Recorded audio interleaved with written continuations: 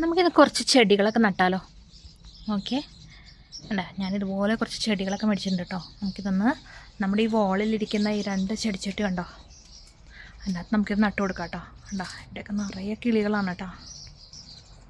ഒരുപാട് കിളികളാണ്.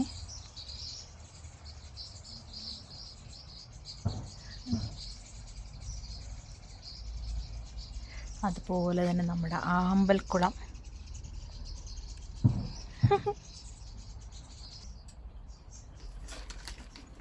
അപ്പോൾ എല്ലാവർക്കും നമ്മുടെ വീഡിയോയിലോട്ട് സ്വാഗതം. അപ്പോൾ ഇന്ന് ഞാൻ നടാൻ പോകുന്നത് ചൈനീസ് ബാൽസം എന്ന് പറഞ്ഞിട്ടുള്ള ചെടിയാണ് കേട്ടോ.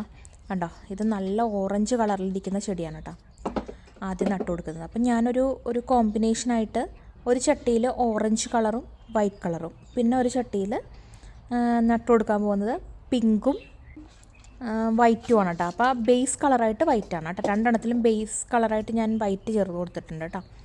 അപ്പോൾ പോട്ടി മിക്സ് എന്ന് പറയുന്നതുണ്ടല്ലോ, ഞാനിവിടെ കമ്പോസ്റ്റിൻ്റെയും മണ്ണിൻ്റെയും ഒരു മിശ്രിതമാണ് കേട്ടോ. അപ്പോൾ ഇതിൻ്റെ ചൈനീസ് ബാൽസം നടുമ്പോൾ നമ്മൾ ശ്രദ്ധിക്കേണ്ടത് ഇങ്ങനെ വെള്ളം കെട്ടി നിൽക്കാത്ത സോയിലാണ് കേട്ടോ വേണ്ടത്. നന്നായിട്ട് ഡ്രെയിൻ ചെയ്ത് പോകുന്ന തരത്തിലുള്ള സോയിലാണ് നമുക്ക് വേണ്ടത്. പിന്നെ ഇതിന് നമുക്ക് ഒരു മൾച്ചിങ് പോലെ നമുക്ക് എന്തെങ്കിലും ചേർത്ത് കൊടുക്കുക. ഇപ്പം ഞാൻ ചേർത്ത് കൊടുക്കുന്നത് എന്താണെന്നറിയോ? കരിയില ഉണ്ടല്ലോ, അത് പൊടിച്ചതാണ് കേട്ടോ ഞാൻ ചേർത്ത് കൊടുക്കുന്നത്. അതിൻ്റെ ടോപ്പ് പാർട്ടിൽ ഞാനിങ്ങനെ കുറച്ച് കരിയിലയും ചേർത്ത് കൊടുത്തിട്ടുണ്ട്. ഇപ്പം നമ്മൾ ഇതിങ്ങനെ നടുന്ന സമയത്ത് വേറെയുള്ള വളങ്ങളൊന്നും ചേർത്ത് കൊടുക്കുന്നില്ല കേട്ടോ. ഈ ഒരു ചട്ടിയിൽ നമുക്ക് ഈ കണ്ട ഇതിൻ്റെ തന്നെ പിങ്ക് കളറിൽ നല്ല ബ്രൈറ്റ് പിങ്കാണ്. അപ്പോൾ ഇത് 2 വൈറ്റും ഇതും കൂടി മിക്സ് ചെയ്തിരിക്കുമ്പോൾ ഇത് നന്നായിട്ട് വളർന്ന് ഇങ്ങനെ വരുമ്പോൾ ഇതിങ്ങനെ താഴത്തേക്ക് ഇങ്ങനെ തൂങ്ങി വരുന്ന പോലെ വരും കേട്ടോ. അപ്പോൾ അങ്ങനെ വരുമ്പോൾ നല്ലതായിട്ട് നിറഞ്ഞ് നിൽക്കുമ്പോൾ നല്ല ഭംഗിയായിരിക്കും കേട്ടോ, 2 കളറും കൂടി മിക്സ് ചെയ്ത് നട്ട് കഴിയുമ്പോൾ. അപ്പോൾ ഞാനിപ്പോൾ ഇവിടെ ഇതിൻ്റെ അകത്ത് പിങ്കും വൈറ്റുമാണ് കേട്ടോ നട്ട് കൊടുക്കുന്നത്.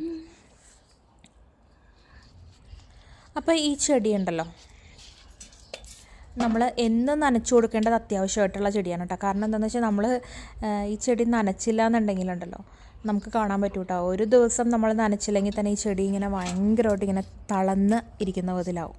അപ്പോൾ നമുക്ക് 2 വിധത്തിൽ നമുക്ക് ചെടി കിട്ടും കേട്ടോ. അതായത് സണ്ണിൽ വെക്കാൻ പറ്റുന്ന വിധത്തിലും അതുപോലെ തന്നെ നമുക്ക് ഷെയ്ഡിൽ വെക്കാൻ പറ്റുന്ന വിധത്തിലും നമുക്ക് കിട്ടും കേട്ടോ. ഷെയ്ഡ് അല്ലെങ്കിൽ ഒരു സെമി ഷെയ്ഡ്, ആ ഒരു രീതിയിലുള്ള ചെടികളും കിട്ടും. ഇപ്പം ഞാൻ മേടിച്ചിരിക്കുന്നത് ഒരു സെമി ഷെയ്ഡിൽ വെക്കാൻ പറ്റുന്ന വിധത്തിലുള്ള ചെടികൾ ഞാൻ മേടിച്ചിരിക്കുന്നത് കേട്ടോ. ഇവിടെ ഇങ്ങോട്ട് നമുക്ക് ഒരുപാട് നേരം സണ്ണ് കിട്ടാറില്ല. അപ്പോൾ അതുകൊണ്ട് തന്നെ ഞാൻ ആ ഒരു വിധത്തിലുള്ള ചെടിയാണ് മേടിച്ചിരിക്കുന്നത് കേട്ടോ. അപ്പോൾ ഇത്രേ ഉള്ളൂ. കണ്ട, നല്ല ഭംഗിയുള്ളൊരു ചെടിയാണ് കേട്ടോ ഇത്. അപ്പോൾ ഇതിൻ്റെ നമ്മൾ നാട്ടിൽ ഈ ബാൽസ്യത്തിൻ്റെ നമ്മൾ വിത്ത് വരുന്ന കാണാറുണ്ട് കേട്ടോ. ഇത് ഹൈബ്രിഡ് വെറൈറ്റി ആയതുകൊണ്ടായിരിക്കണം ഇതിൻ്റെ അകത്ത് വിത്ത് കാണാറില്ല. അപ്പോൾ ഇത് നമ്മൾ ഒരു പുതിയ ചെടി ഉണ്ടാക്കണമെങ്കിൽ ഇതിൻ്റെ തണ്ട് മുറിച്ച് നട്ട് കഴിഞ്ഞാൽ നമുക്ക് പുതിയ ചെടി ഉണ്ടാക്കിയെടുക്കാനായിട്ടും പറ്റുന്നതാണ് കേട്ടോ. അപ്പോൾ നല്ല ഭംഗിയില്ലേ കാണാനായിട്ട്.